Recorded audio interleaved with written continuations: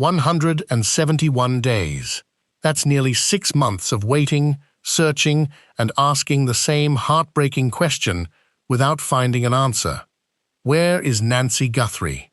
When Nancy disappeared from her home in Tucson, Arizona, investigators believed the public's help would be one of their greatest resources. Surveillance images were released. A detailed timeline was shared. The FBI devoted significant attention to the case, and every new development seemed to raise hopes that an arrest might be just around the corner. Yet here we are, 171 days later, and according to sources familiar with the investigation, the case remains largely where it has been for months. No public suspects, no announced arrests, no confirmed breakthrough. Today, we're going back to the beginning. Over the past several months, countless theories have emerged. Some have focused on surveillance footage. Others have examined possible motives or questioned whether the person responsible knew Nancy personally. There have been discussions about ransom notes, security footage, witness statements, and even speculation surrounding investigators' strategy. With so many pieces added over time, it can become difficult to see the full picture. Sometimes, the best way to understand a complicated investigation is to return to the facts that started it all. That brings us back to the evening Nancy was last known to be safe. According to the timeline shared publicly by investigators, Nancy spent the evening with family before returning home. Records show she arrived back at her residence just before 10 o'clock that night. Her garage door opened, allowing her vehicle inside, and then closed only a couple of minutes later. Everything about that sequence appeared ordinary. It was the kind of routine that happens in neighborhoods across the country every evening. Nothing in those few minutes suggested that, just hours later, investigators would be piecing together one of the most puzzling disappearances in recent memory. For older viewers, that routine may feel especially familiar. Arriving home after visiting loved ones, parking in the garage, locking the house, and settling in for the night. It's the sort of evening that rarely attracts attention because it isn't supposed to. It represents comfort and predictability. But sometime during the early morning hours, something interrupted that routine. Investigators have released only portions of what they know, and many details remain unclear. What has been confirmed is that activity occurred outside Nancy's home during the night. Security systems recorded unusual events, and eventually, investigators recovered surveillance footage that would become one of the most closely examined pieces of evidence in the entire case. When that footage was first released, many people believed it would lead directly to an identification. The video showed an individual approaching the property under cover of darkness. The person's face was concealed, clothing covered nearly every identifiable feature, and a backpack appeared to be slung across the shoulders. Although the images were grainy because of the nighttime conditions, investigators believed there was enough visible detail that someone might recognize the individual. That hope spread quickly. People paused the video frame by frame. Some focused on the person's height. Others examined the way the individual walked. Many studied the backpack, gloves, and clothing, wondering whether those items had been purchased locally or could be traced to a particular store.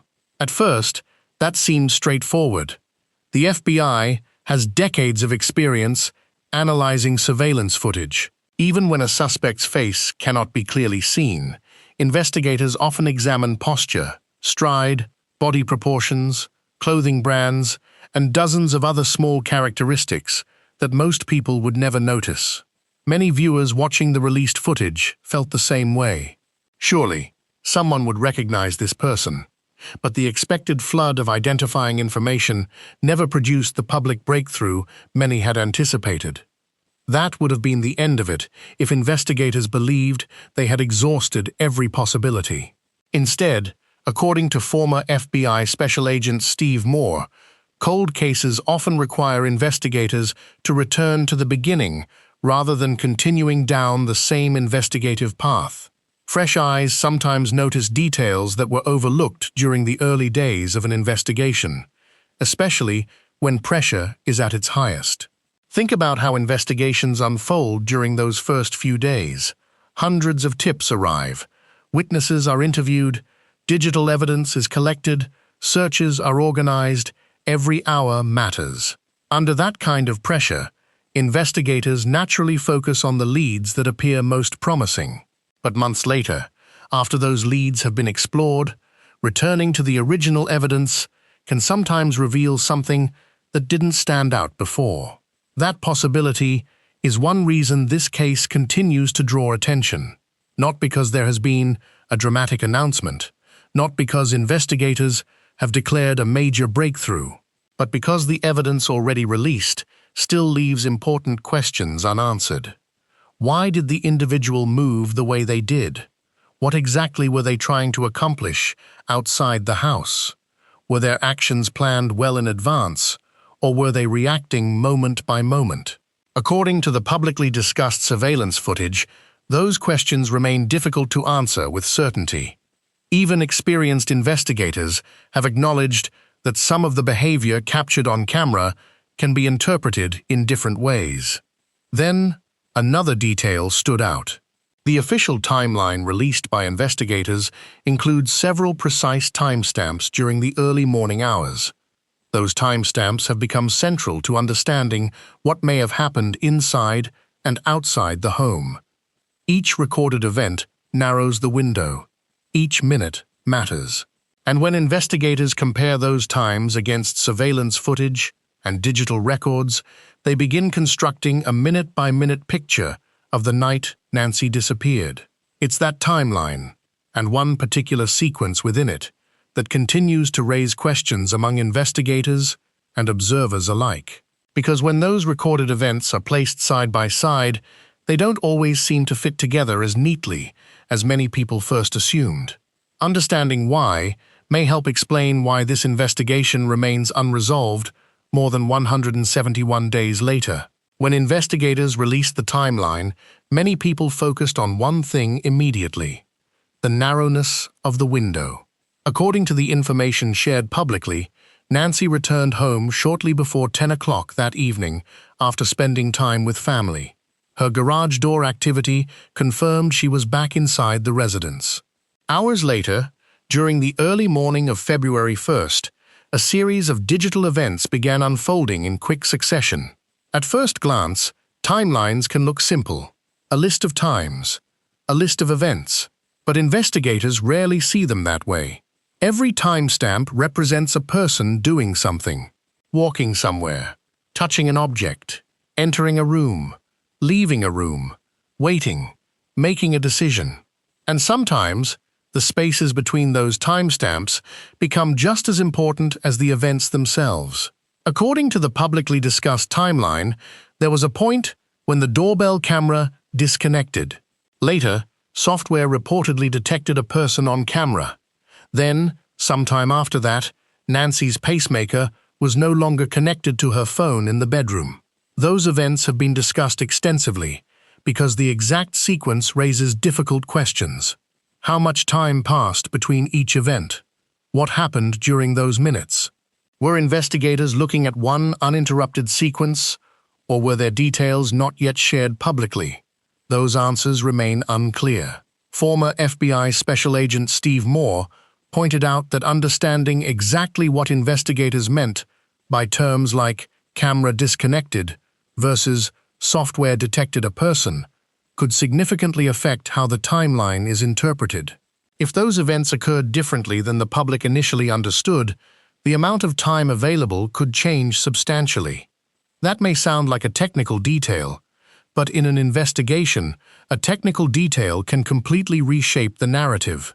Imagine investigators believe someone was at the home for 15 minutes. Now imagine the evidence suggests they were there for 45 minutes. Those are very different scenarios. 15 minutes might suggest urgency. 45 minutes suggests time. Time to think. Time to move carefully. Time for things to happen that investigators may not yet understand. But another detail stood out.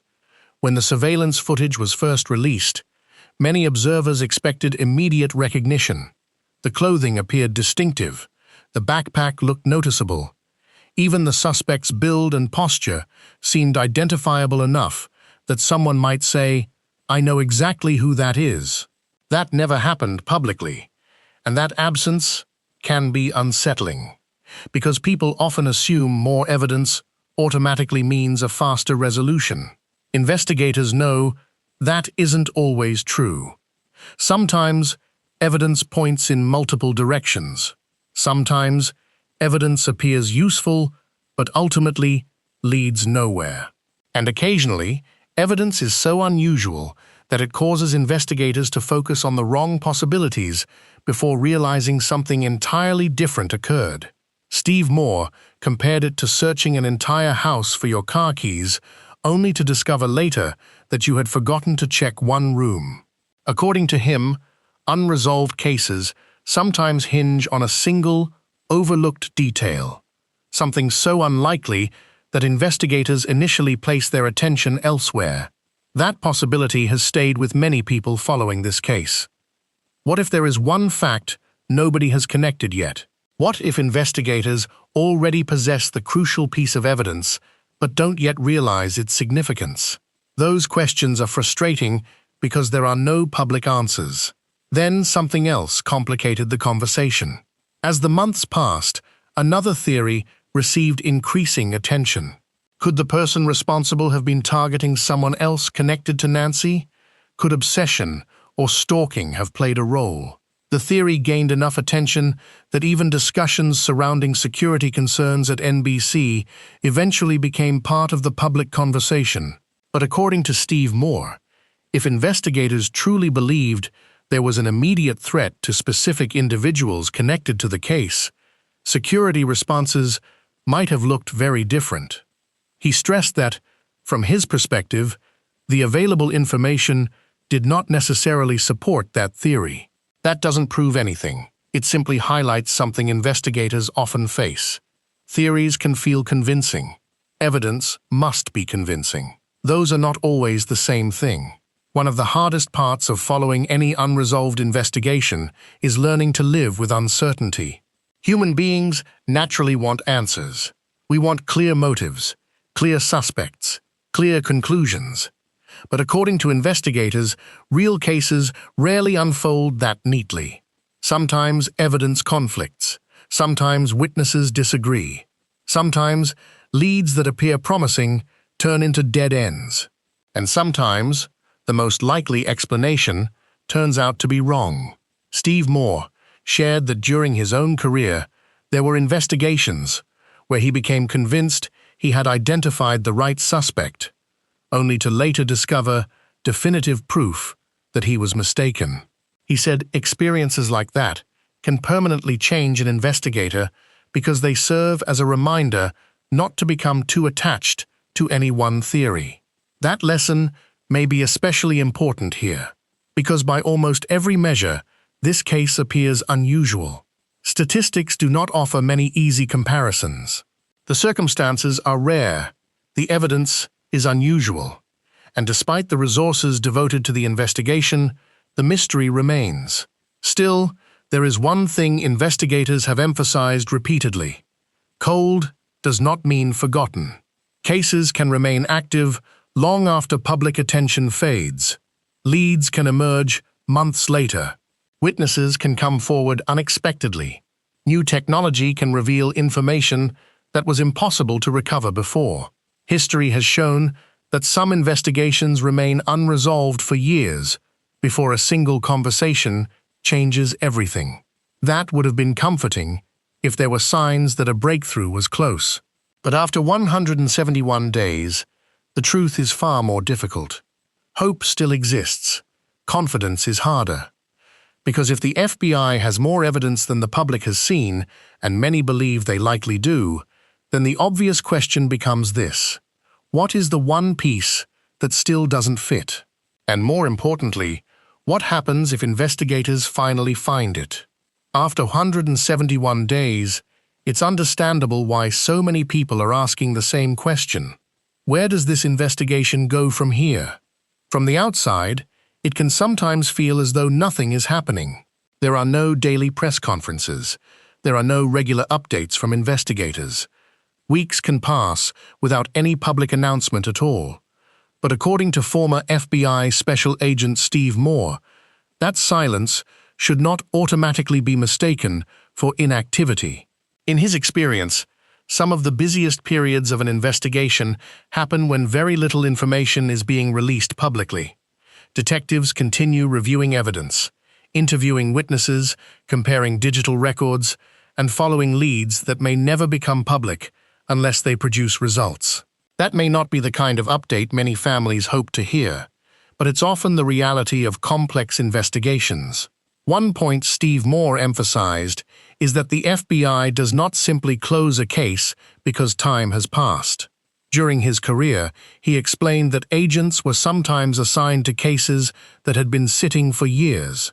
The goal wasn't to repeat the exact same investigation.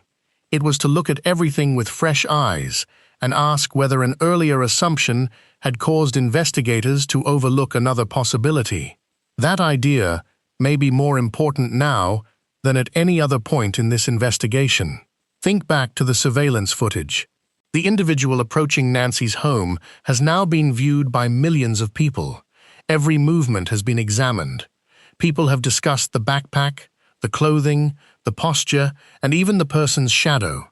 Yet despite all of that attention, no publicly announced identification has followed. That raises an important possibility. Perhaps the answer isn't hidden in what everyone has already been studying. Perhaps it's hidden somewhere investigators haven't publicly discussed. Steve Moore also expressed his belief that the FBI likely possesses far more information than has been released to the public. That isn't unusual. Law enforcement agencies often withhold evidence to protect the integrity of an investigation and to preserve details that only the person responsible would know. For viewers, that can be frustrating. It's natural to wonder why more information isn't shared. Would additional details generate new tips? Would another surveillance image spark someone's memory? Would releasing more evidence finally lead investigators to the right person? According to Steve Moore, there is another side to that question.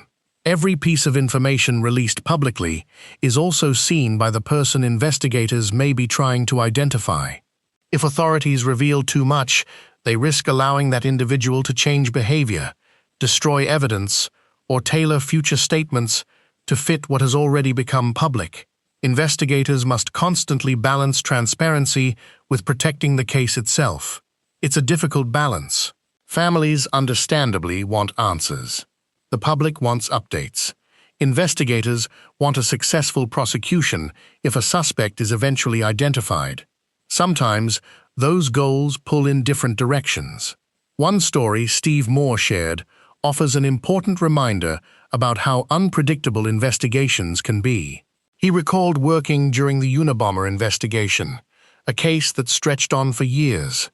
Thousands of investigative steps were taken before the crucial breakthrough came from someone recognizing information and deciding to come forward. It wasn't necessarily the piece of evidence investigators expected to solve the case, but it became the one that mattered most.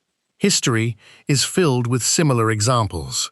Cases that seemed impossible suddenly moved forward because one witness remembered an overlooked detail. Someone finally recognized a photograph. A conversation that once seemed unimportant took on new meaning months later. Technology uncovered evidence that earlier investigators couldn't recover. No one can say whether that will happen here. The exact details remain unclear. But investigations have turned around before when very few people expected them to.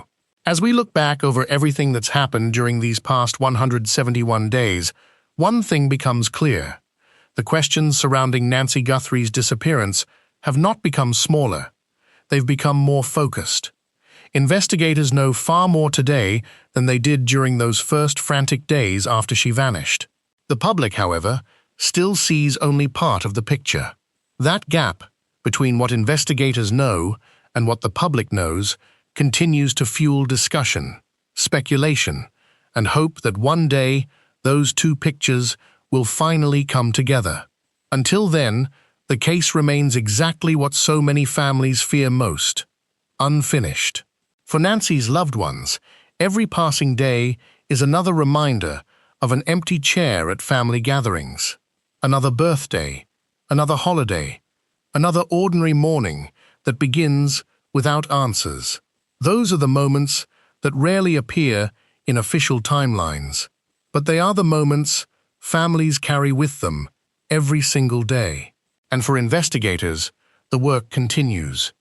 Evidence can be reviewed again, technology can improve, new witnesses can emerge, old leads can take on new significance. As Steve Moore explained, the FBI doesn't simply forget about cases like this. The investigation may evolve, personnel may change, and different approaches may be tried, but the search for answers continues. So now, we'd like to hear from you. After looking back at the timeline, the surveillance footage, and everything that's been publicly discussed over the past 171 days, what detail do you think deserves another look? Is there one piece of evidence that you believe investigators, or even the public, may have overlooked? Share your thoughts respectfully in the comments below. As always, please remember that speculation should never be presented as fact, and everyone connected to this case deserves fairness and respect. If you found this recap informative and would like to continue following developments in the Nancy Guthrie investigation, please consider subscribing to the channel. We'll continue bringing you carefully researched updates as new information becomes available. Thank you for spending your time with us today, and we'll see you in the next investigation.